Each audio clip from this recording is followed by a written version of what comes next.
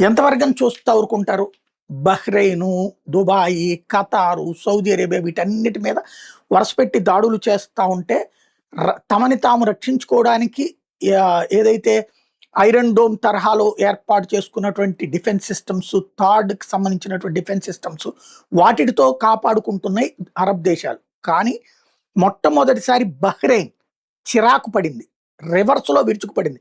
Ballistic missiles పెద్ద ఎత్తున Bahrain నుంచి బయలుదేరి వెళ్ళడం, దాడి అంటే రివర్స్ దాడి చేయడం అన్నటువంటిది ఇప్పుడు నిజం అన్నది న్యూయార్క్ టైమ్స్ వాళ్ళు ప్రొజెక్ట్ చేస్తున్నది. With video evidence చూపెడుతున్నారు.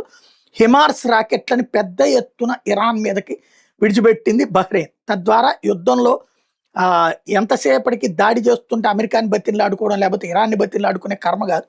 రివర్స్ చేస్తాం అన్నటువంటిది జరిగింది. మొట్టమొదటిసారి పర్షియన్ గల్ఫ్ ప్రాంతం నుంచి రివర్స్ అటాక్ అన్నది ఇరాన్ చవి చూసింది.